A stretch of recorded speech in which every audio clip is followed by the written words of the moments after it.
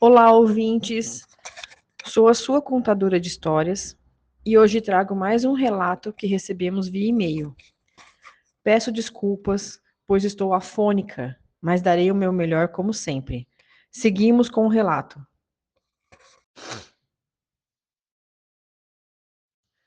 O lobisomem que ajudava a polícia. Capítulo 8. Ronda Brunch. Estava à noite. Já havia se passado muitas horas do final do meu turno e assim mesmo eu estava no 10º distrito de Nova Jersey. Estava investigando alguns casos, em especial um que havia me retirado o sono. Era um caso de invasor de casa de mulheres. Porém, não tínhamos DNA na cena do crime. O sujeito estava deixando o departamento todo de cabelo em pé. Finalmente, eu havia alcançado o cargo que tão desejava, de detetive, e esse era meu terceiro caso. Os 2 casos anteriores eu havia desvendado. Eu não queria um troféu ou uma medalha, mas queria minha consciência limpa. Queria ajudar as famílias das vítimas a terem paz, assim como o espírito das vítimas. Olhei no relógio de novo, mesmo sabendo que já haviam se passado só 5 minutos da última vez que olhei. Eram quase 23 horas. Levantei e fui até a máquina de café. O departamento estava com cerca de 10 plantonistas no andar. Eu inseri a ficha na máquina e verifiquei que o café havia se esgotado. A máquina precisava de manutenção, o que aconteceria no dia seguinte. Então, decidi seguir até meu apartamento, já que estava cansada. E sem café seria quase impossível me manter acordada. Peguei a minha bolsa, a minha jaqueta e segui rumo ao elevador. Desci sozinha e estava quase adormecendo quando meu celular tocou. Atendi de sobressalto. Do outro lado da linha ouvi: Brunch? Sim? Silêncio do outro lado da linha. Alô? Quem tá falando? Mais um pouco de silêncio. Então o rapaz disse: Eles vão me matar. Venha rápido, detetive. E a ligação caiu. Esta era a segunda vez que isso acontecia. Chamei a inteligência e localizaram a última ligação. Vinha ali de próximo. Entrei em meu carro, liguei o GPS e segui para o endereço sem chamar reforços. Alguns minutos depois, cheguei em um beco escuro, entre ruas movimentadas. Munida de minha pistola, segui em alerta até o interior do beco. Uma luz fraca vinha do alto e focava bem no centro do beco, onde havia um homem sem camisa, apesar dos 5 graus Celsius. Esse homem estava vendado, usando apenas calça preta, estava sem cabelos, sem pelo nenhum no corpo, com as mãos amarradas para trás e sentado.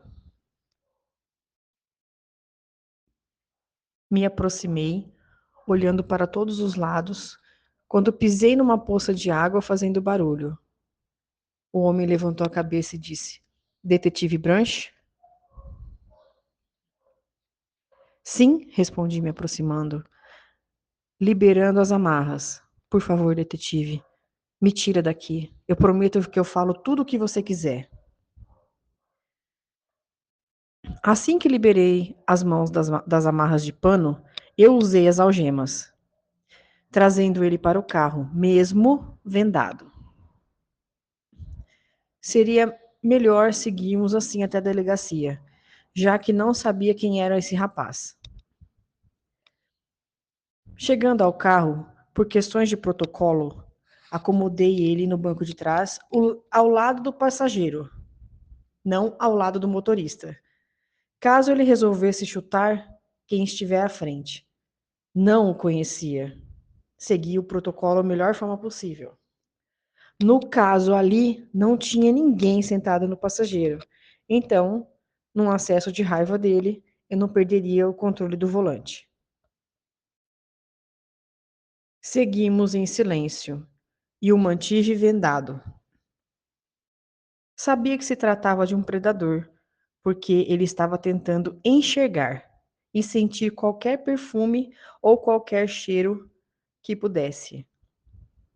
Não estava segura, ainda mais dando as costas para ele. Eu encontrei ele porque havia recebido uma ligação. Até aquele momento, o que valiam eram os meus instintos, e só os meus instintos. Até que provasse o contrário, ele era inocente, mas queria ouvir primeiro a sua versão. Levei ele até a delegacia o mais rápido que eu consegui, e minutos tensos depois, estávamos entrando com ele sob custódia. E levei até a sala de interrogatórios. E nada havia me preparado para o que eu ouviria ali. De praxe, acendi a luz. Coloquei um copo de água ao lado, liguei o gravador e retirei, por último, a venda improvisada que haviam em seus olhos, fazendo com que ele me olhasse com dificuldade no começo. Demorou alguns segundos até ele se acostumar com a meia luz da sala. Assim que ele firmou a visão, fixou em mim e disse: Detetive. Respirou fundo. Você é linda, mesmo com a idade que tem. Não, eu não reagi. Estava esperando para momentos como aquele. Sabia que qualquer reação minha seria colocado em dúvida o depoimento dele. Muito bem, o que tem a me dizer? Obrigada pela carona, detetive, disse ele sorrindo maliciosamente. A luz da sala se apagou por instantes e ele começou a gritar descompensadamente. Com a coldre aberta e a mão sobre a arma, me coloquei atrás da porta de entrada. Alguns segundos depois, a luz acendeu e o indivíduo estava encolhido na cadeira, aos prantos. Socorro, detetive, eles estão aqui. Eles vão me matar. Eles quem? Os lobisomens. Eu sorri. Era o terceiro suspeito que vinha até mim da mesma maneira. Uma ligação súbita, me indicando a voz de um homem, e a ligação caía. Pedi à inteligência o endereço de onde veio a ligação e segui encontrando o suspeito de forma imobilizadora. O primeiro estava amarrado a uma árvore em um parque, próximo ao local onde encontramos as vítimas dele. O segundo estava amarrado em uma escada no beco, próximo ao rio, onde achamos os corpos de suas vítimas. E esse próximo aos apartamentos das mulheres, que foram acusadas, que acusaram ele de invasão, entre outras coisas. Baseado nisso, comecei a perguntar: qual o nome do senhor? Evans Milt. Senhor Milt, o que faz aqui? Vim confessar a invasão nos apartamentos de Rachel Adams, Irina Hills e Kirina Campert. Entendo. E sobre Camila Álvares e Corina Sal? Não as conheço, disse ele gritando. E a luz apagou mais uma vez. voltando em seguida com os gritos de desespero do rapaz. Sim, sim, sim, fui eu, pelo amor de Deus, me prende rápido. Coloquei sua vida em risco? Não. Eles. Eles quem? Perguntei. Os lobisomens lá de fora. O senhor faz uso de medicamentos controlados? Perguntei. Não, pelo amor de Deus. O senhor faz uso de substâncias ilícitas? Perguntei. Não. E desliguei o gravador. Me fale um pouco mais sobre os lobisomens. Ele me encarou ameaçador. Afinal, eu queria saber detalhes para confirmarmos, né? Comparar uma informação com a outra. Afinal, os outros dois rapazes também haviam dado alguns detalhes. Pelos, feito lobos, porém maiores, ficavam de pé. Alguns falavam que viam olhos brilhantes, outros cheiro de madeira ou enxofre. Confirmei esses detalhes com o Sr. Milt e já estava saindo quando ele disse: Detetive, um deles fala demais o seu nome. Voltei encarando ele. Eles falam? Sim, disse ele balançando a cabeça nervosamente. Eles falam entre si e conosco. E o que disseram? Ouvi só, avisa detetive Branch que o acusado está aqui. Achei um absurdo a história, mas agradeci e saí. Precisava fazer o meu relatório. O que estava acontecendo? Uma histeria coletiva? Histeria de suspeitos? O fato é que, seja como for, sejam lobisomens, sejam mulas sem cabeça ou a própria Blood Mary, estavam me trazendo suspeitos. Fiz o meu relatório, deixando na mesa do meu chefe.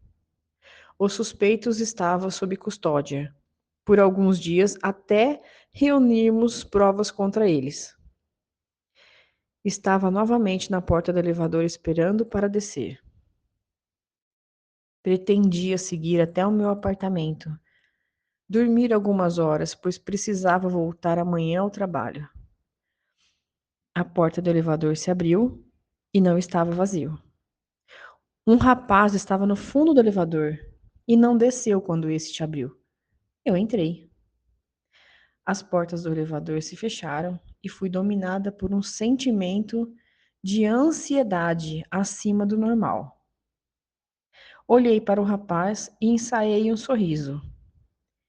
Ele era alto, olhos verdes, pele bronzeada. Cheirava a madeira. Me lembrei dos depoimentos que recebi dos acusados. Eles tinham cheiro de madeira, segundo os acusados, se referindo aos lobisomens. A ansiedade aumentou. Procurei afastar esses pensamentos. Afinal, a ausência de sono de qualidade nos deixava à mercê de brincadeiras da mente. O desconforto com aquela presença dentro do elevador só aumentou quando ele tocou a minha mão delicadamente. Para explicar corretamente o que senti, é equivalente a um choque elétrico subindo da mão, percorrendo todo o meu corpo, e a voz rouca que invadiu a minha mente. O elevador chegou. Não vai descer? O elevador estava de porta aberta, no andar em que solicitei. Ou seja, ele desceu alguns andares e havia parado, sem que eu notasse. Eram 3 horas da manhã e precisava dormir. Estaria de plantão novamente às 7 horas. E estava certa de que tudo o que estava vivendo era por conta da ausência de sono. Agradeci e desci do elevador rumo ao meu carro. Ao me aproximar, notei um papel sobre o vidro do carro, do lado de fora. Peguei o papel com as mãos e li o conteúdo, escrito com caneta azul. De nada. Às 7 horas da manhã, estava sentada na minha mesa de trabalho no departamento de polícia de Nova Jersey, quando o capitão me chamou até a sua sala. Ao me aproximar da sala, notei que estavam mais 2 homens sentados em frente à mesa do capitão, de costas para a porta. Ao entrar, eles se levantaram. Branch, eles são da Discovery. Por alguns segundos procurei na minha memória sobre esse departamento, Discovery. Seria parte do FBI, pensei. Presa em meus pensamentos, não notei que a explicação do capitão havia terminado. Branch, disse o capitão, em tom advertido. Capitão, senhores, fiz um gesto de cumprimento educado. Me sentei na cadeira vaga, ao lado dos homens, que estavam me encarando com um olhar gélido. Soubemos que 3 suspeitos relataram terem visto lobisomens. Já estamos com os relatórios policiais e todas as informações do caso.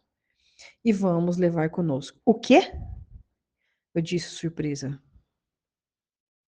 Vamos levar até nosso departamento. Assumiremos os casos a partir de agora. Vocês estão me retirando do caso? Olhei para meu capitão. Os rapazes me olharam e um deles disse secamente: Sim, levaremos os casos conosco. Assim, ficará livre para novos casos. Levantei da cadeira, andando ao redor. Não pode ser. Vocês dois estão resolvidos? E esse último interrogatório de ontem? Branch, disse o capitão. Eles estão assumindo o caso e ficaremos livres para outros casos. Está decidido. Obedecendo à ordem implícita naquela frase, confirmei com a cabeça e saí da sala, deixando os homens por lá. Segui até a máquina de café que, naquele momento, achei estar completa com café, mas não estava. Assim que inseri a ficha, o aviso de falta de manutenção foi anunciado. O que mais poderia dar errado? Decidi ir até a cafeteria em frente do outro lado da rua. Ao chegar, eu reparei que existia uma fila, o que me fez repensar se realmente precisava do café. Sim, eu precisava. Segui no final da fila e um a um foram atendidos, até que chegou a minha vez. Um descafeinado, 2 rosquinhas, pensei melhor. Não. 3 rosquinhas para viagem, por favor. $8. Abri a minha carteira, retirei o meu cartão, quando uma mão, atrás de mim, esticou um cartão American Express para a moça que estava me atendendo. Eu pago. Antes que eu pudesse protestar, ele continuou. E acrescente um duplo, sem açúcar, mais 3 rosquinhas. Sim, senhor. A atendente enviou o pedido às baristas e passou o cartão.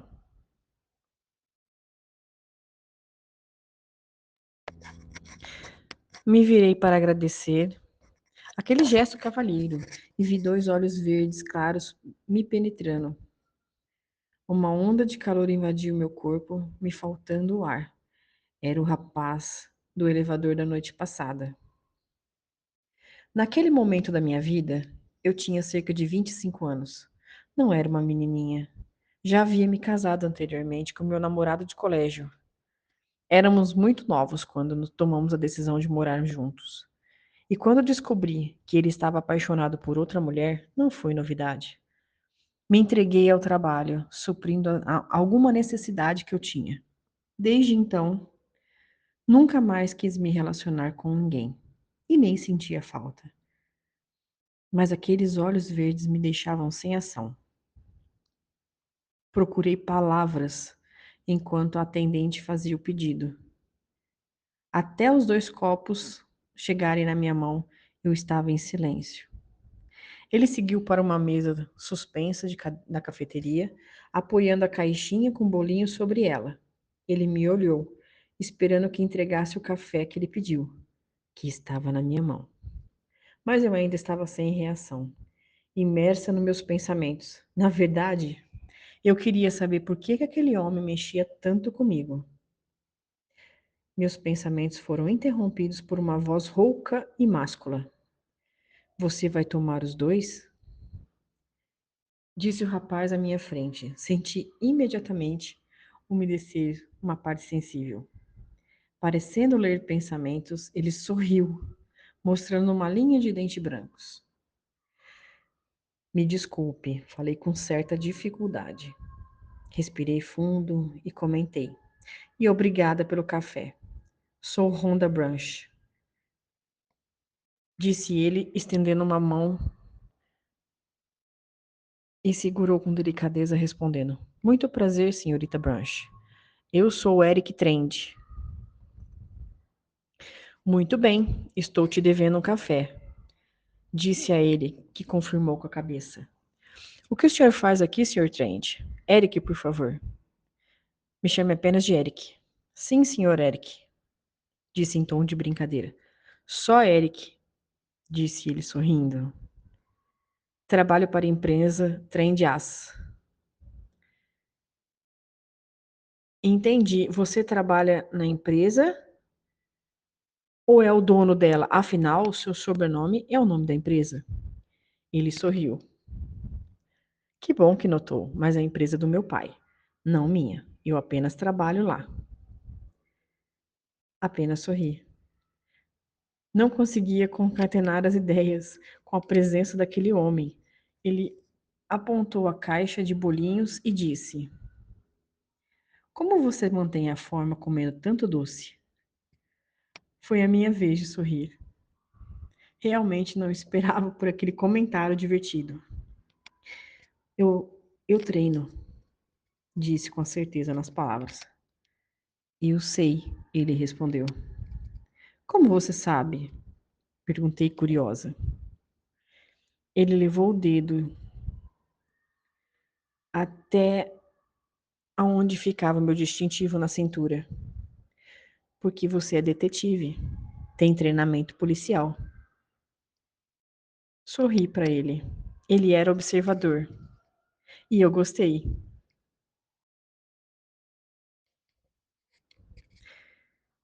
Sim, trabalho na polícia, onde nos encontramos no elevador essa madrugada. Ele sorriu. Você se lembrou de mim? Ele perguntou como eu poderia esquecer aquele homem, mas preferi só sorrir em resposta. Sua esposa trabalha na delegacia? Não sou casado,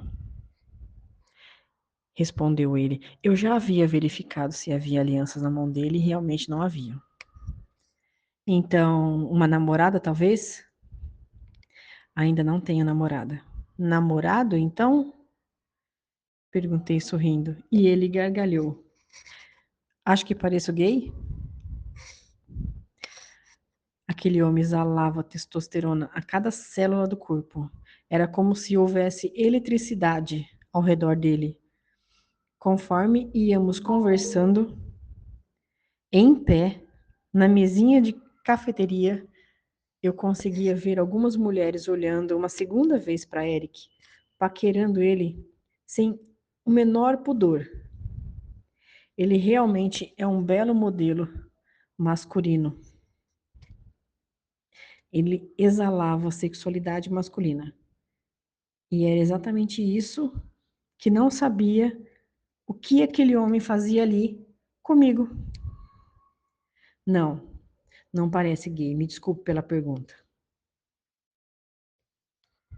A resposta foi um sorriso malicioso. Senhor, preciso me recompor. A presença daquele homem me causava incapacidade de pensar, de raciocinar. Olhei no relógio e era quase 9 horas. Como o tempo passou tão rápido.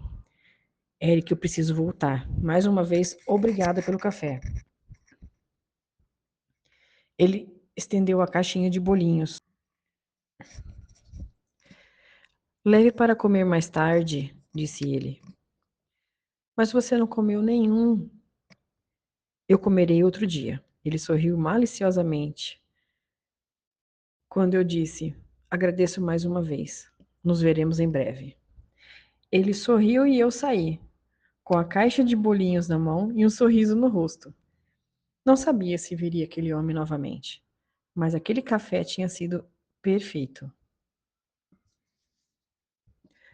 Minutos depois, estava novamente à minha mesa de trabalho e sobre a mesa havia uma pasta de papel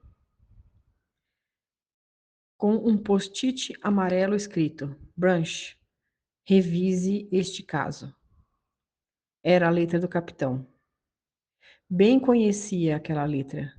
Abri a pasta e estava escrito: Caso 191, Araceli Mondego. Respirei fundo e iniciei os estudos sobre esse caso, em específico, a pedido do capitão. Esse caso era de 1998, onde o corpo de sua filha Araceli, de 12 anos, foi achado ao lado do rio Hudson. O caso estava em aberto. No corpo havia sinais de mordida de animal, porém, segundo o resultado da necrópsia, a causa-morte foi rompimento de artéria causado por instrumento pérfuro-cortante. Alguns pelos foram encontrados na região onde acharam o corpo. E quando associamos o DNA, chegamos a um nome: Pedro Sanches. O capitão Mondego ia se aposentar em mais alguns anos e, justamente o caso de sua filha não havia solução. Encontrando aquele documento sobre a mesa, entendi que ele queria que fosse reaberto. E assim o faria. Procurei no sistema da polícia o endereço de Pedro Sanches e encontrei 2 endereços, um em Nova York e um ali, em Nova Jersey. Peguei minha caixinha de bolinhos e segui até o endereço fornecido. Era uma casa no redor da cidade, mas parecia com uma fazenda, sim. Pode-se dizer que era um sítio, cheio de árvores e alguns animais. Um operário ali presente abriu a porteira para mim. Entrei com o carro, chegando até uma casa bem cuidada. Ao me aproximar da porta, ela se abriu e lindos olhos verdes me fixaram, causando uma onda de calor percorrer pelo meu corpo. Eric? Foi a única coisa que consegui dizer.